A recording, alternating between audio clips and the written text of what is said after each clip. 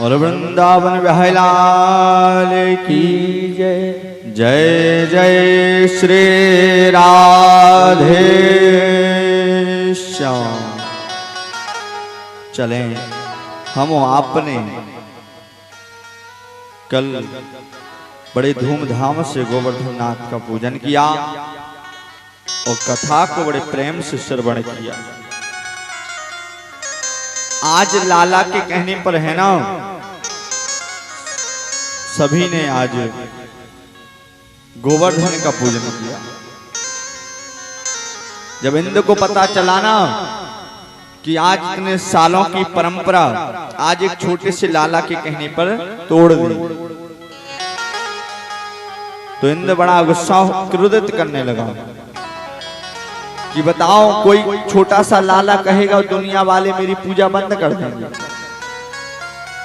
इंद्र को इतना गुस्सा आया ना कि 7 दिन 24 घंटे दिन और रात वर्षा की, इतनी वर्षा की कि पूरा वृंदावन जल मगन हो गया।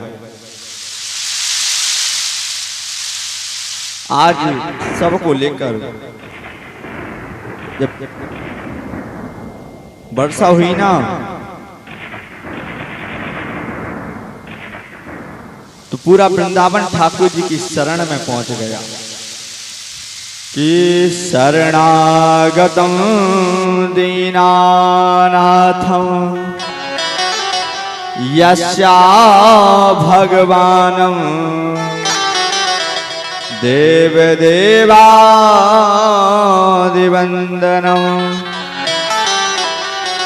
ठाकुर जी आपने तो बोला था कि कुछ परेशानी होगी तो गोवर्धन कृपा करेंगे, अब कौन रक्षा करेगा? वो हम भी मतलब की दुनिया है ना। तो आज सबने ठाकुर जी से कहा, आज ठाकुर जी ने कहा कि वैसे तो कभी आप याद नहीं करते, दुनिया वाले हैं ना जो जब भी दुख आता ना, शरीर से परेशान हो, किसी चीज से परेशान हो, दुख 3 प्रकार के होते हैं। कौन कौन से? 3 प्रकार के। कि कोई तन दुखी, कोई मन दुखी, कि कोई तन दुखी, कोई मन दुखी, ओ धन बिन रहते उदास, ओ थोड़े थोड़े सब दुखी, सुखी राम के दास। संसार में अगर कोई सुख है ना तो राम के दास हो। राम का दास कौन है? हम जैसे। ना हमें घर की टेंशन, ना परिवार की टेंशन, ना बच्चों की टेंशन, ना माँ बाप की टेंशन। जब तक आप घर परिवार में रहोगे ना तो टेंशन रहेगी। मुझे तो जब कोई टेंशन नहीं रहती, जो होगा देखा जाएगा, जो हो रहा है अच्छा हो रहा है और जो होगा वो भी अच्छा होगा। आज भगवान सबको लेकर गोवर्धन की शरण में गए। आज भगवान ने 7 वर्ष की उम्र में 7 कोस का गोवर्धन अपनी छिंगली पे धारण कर लिया। बोलो गोवर्धन भगवान की। भगवान ने आज सबकी रक्षा की। आज भगवान ने गोवर्धन उठाया ना तो दुनिया वाले ने लाठी डंडे लेकर गोवर्धन के नीचे लगा लिए। दुनिया वाले सोचते हैं कि गोवर्धन लाला ने नहीं, हमने उठाया है। 3-4 दिन निकल गए तो भगवान ने कहा कि भैया हम थोड़ा जलपान करें, गोवर्धन को समारियो। तो ब्रजवासियों के लाला तुम जाओ, अच्छे से आना नहा धो के भोजन करके, हम सब देख लेंगे। भगवान ने अपनी छिंगली को थोड़ा नीचे किया, 1 मिनट में पूरे डंडे टूट गए कि लाला बचाओ लाला बचाओ। तब भगवान ने पुनः हाथ लगाया। ऐसे हम दुनिया वाले, कुछ काम बन जाए ना, अगर कुछ अपने माध्यम के द्वारा कुछ काम हो जाए तो क्या कहते जी हमने किया है। वही काम बिगड़ जाए तो क्या कहेंगे भगवान आपने हमारे साथ अच्छा नहीं किया। बनाया तो आपने, वो बिगाड़ा तो भगवान ने। लेकिन आज पूरे ब्रजवासी समझ गए कि मेरो लाला कोई साधारण लाला नहीं है, ये साक्षात भगवान है। सच्चिदानंदं यस्यादिदेवनं भगवानं परमात्मं देवाहं वंदनं। तो भगवान ने कहा कि मैंने इनकी तो रक्षा की, लेकिन दुनिया वालों ने तो मुझे तो भगवान बना दिया। अब पता क्या होगा, ये लोग मुझे मंदिर में बैठा देंगे और शाम के यहाँ से 2 अगरबत्ती लगा जाओ, मन हुई सो 1 लोटा जल चढ़ा जाओ। और आप लोग जाते ना जो मंदिर में, बहुत गलत पूजा करते हैं। मैंने नवरात्रों में कई जगह माता रानी के मंदिर में देखा है। शास्त्रों में बताया गया है कि सुबह 4 बजे से भगवान की पूजा 7 बजे तक ही की जाती है। और दुनिया वाले जाए ना, जब आप नहा लो, चाहे 12 बजे चाहे 2 बजे, 1 लोटा जल लो, मैया के ऊपर कुड़े रह लो। अरे भैया, मैया का भी तो श्रृंगार है। अगर आप मैया का श्रृंगार है ना, उसके बाद जाओ ना, तो आप जो जल है तो मैया के चरणों में चढ़ाओ। और मैंने एक और देखा है, नवरात्रि में हमारी भाभियां जाती ना, मैया माता के सिंदूर मांग में से लिया अपनी मांग में भर लेते हैं। वो क्या कहते हैं कि मैया हमारा स्वाग है ना अजर अमर रहे। मैया कहती भाड़ में तो जाओ। अरे तुम हमारा स्वाग उजाड़ कर अपना बसाती हो। दूसरे की मांग उजाड़ कर अगर आप अपना बसाओगे ना, तो कभी सक्सेसफुल नहीं होगे। अगर अपने स्वाग की, अपने पति की लंबी उम्र चाहते हो, तो मैया के चरणों का सिंदूर लेकर अपनी मांग में भरो, है ना। जैसे मैं ब्राह्मण हूं, अब कोई आए और हमारे एक सिर पे 1 बाल्टी जल डाल दे, 1 गिलास के, लो पंडित जी पानी पी लो, तो बताओ मैं आशीर्वाद दूंगा कि गालियां दूंगा, है ना। और वही व्यक्ति मेरे पैर छुएगा तो मैं उसको आशीर्वाद दूंगा कि जाओ ठाकुर जी आपकी समस्त मनोकामना पूरी करे। कहते हैं कि कृपा होती ना जो भगवान की चरणों में होती है। आप कुछ भी लगाएं तो चरणों में लगाएं। तो जीवन में छोटी छोटी बातों का ध्यान रखें। और कभी भी नवरात्रि में जाए ना, तो जगदम्बा का मैंने कल बताया था, 1 परकम से ज्यादा, कभी ज्यादा परकम्मा नहीं लगाना चाहिए। ज्यादा लगाने से पाप लगता है। नवरात्रि में अच्छी साड़ी पहनी, क्रीम पाउडर लगाओ, ये लगे दिखाने में कि लोग देखें कि हम बहुत बड़े भक्त हैं। तो जीवन में दूसरों को मत दिखाओ, अपने आप को देखो। आज भगवान इंद्र ने वर्षा की, जब भगवान ने सबकी रक्षा की तो इंद्र समझ गया कि साक्षात भगवान हैं। इंद्र को क्षमा किया, इंद्र वैकुंठ को चला गया। जब लाला के पास सब जितने ब्रजवासी थे ना, तो सब आए तो भगवान के चरणों में लेट गए कि लाला बहुत गलती है गई, मैंने आपको अपना जूठन खिलाया, अपने साथ खेलने दिया, अपने घर बुलाया, और आप तो भगवान थे, मुझे पता नहीं था। तो लाला ने कहा कि कौन कहता है मैं भगवान हूं, कि मैंने आज प्रमाण देखा है।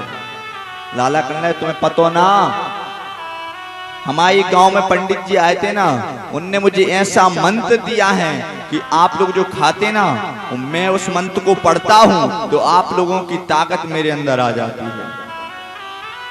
क्या कहा लाला ने कि कुछ माखन को बल बढ़ो, कि कुछ माखन को बल बढ़ो, ओ गोपिन करें सहाय, ओ श्री राधे की कृपा भई, तो मैंने गिरवर लियो उठाए। क्या कहा? कि कुछ माखन को बल बड़ो गोपिन करें सहाय, और श्री राधे की कृपा भई सो मैंने गिरवर लियो उठाए। ये मैंने नहीं किया, आप लोगों की शक्ति के द्वारा आज मैंने गोवर्धन को उठा लिया। बोलो गोवर्धन भगवान की जय हो। भागवत में बताया गया है कि जीवन में आप कितने भी बिजी रहे या गरीब हों, एक बार लाइफ में एक बार गोवर्धन की परिक्रमा करनी चाहिए। जो व्यक्ति जो सज्जन गोवर्धन की परिक्रमा करता है उसे 84 लाख में योनि में नहीं घूमना पड़ता, ऐसा भागवत में लिखा है।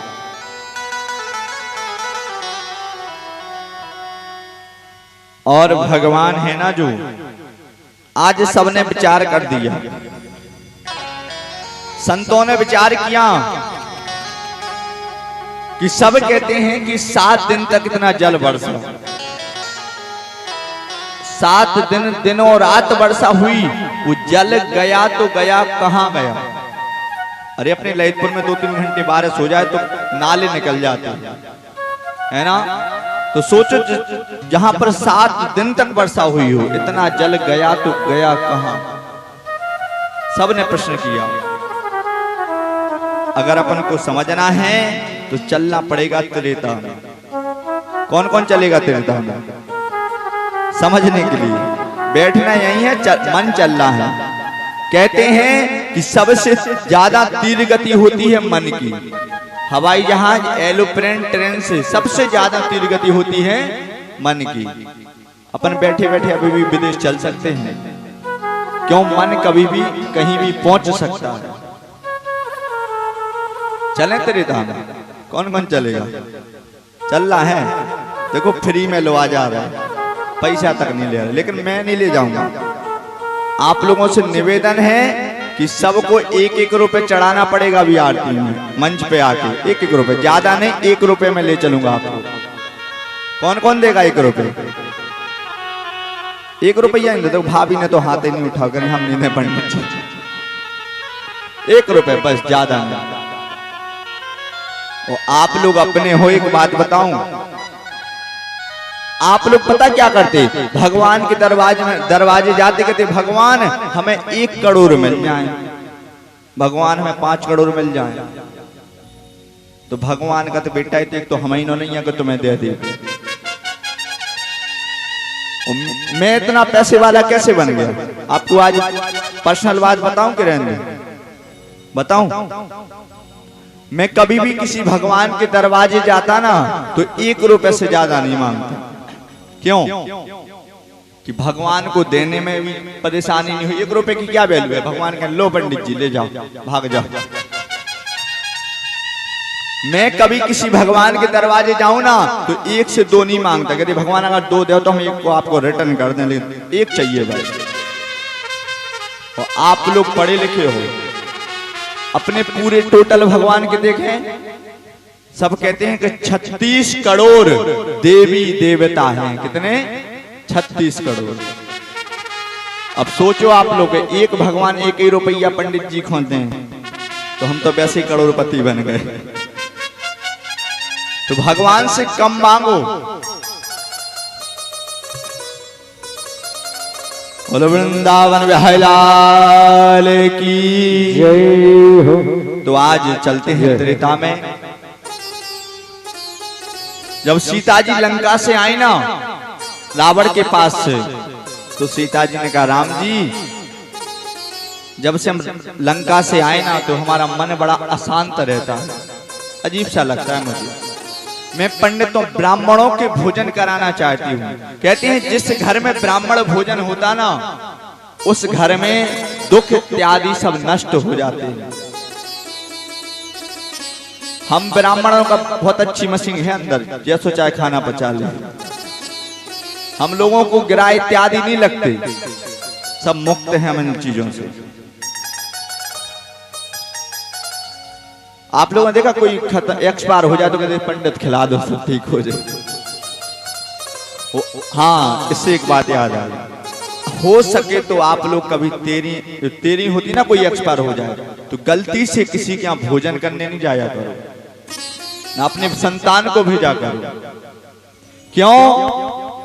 गरुड़ पुराण में पेज नंबर 632 पर लिखा है, आप लोग देख लेना कि जो व्यक्ति मरता है ना, वो मरने के बाद जो उसके घर पे भोजन करने जाता है, तो जो उस व्यक्ति ने जो पाप किया ना, तो थोड़ा थोड़ा पाप जो जो भोजन करता है उनको लगता है, उन्हें भोगना पड़ता है। वो आदमी पाप मुक्त होता है, वो वैकुंठ चला जाता है। वो तो बेचारा फ्री होगा, उसे वैकुंठ चले जाए। अपन रसगुल्ला बालूशाही के चक्कर में अपन पंगत खावे चले जाते, अपन हो पाप भोगने, है ना। ऐसा प्रमाणित बात है जी, रियल बात है। कहते हैं कि ब्राह्मण भोजन क्यों कराए जाते हैं? क्यों हम लोग जीवन में उतना पूजन करते हैं, पाठ करते हैं, इतना भगवान से प्रेम करते कि हम लोगों पे उस पाप का प्रभाव नहीं होता है। अब आप लोग समझदार हो, आपको रसगुल्ला पसंद ना है तो खूब जाओ तेरी खाने, लेकिन जो आप खाओगे तो भोगना तो पड़ेगा, आज नहीं तो कल। कहते कर्म प्रधान विश्व कर राखा, जो जस करें सो तस फल चाखा। तो आज सीता जी ने कहा कि ब्राह्मणों को बुलाओ,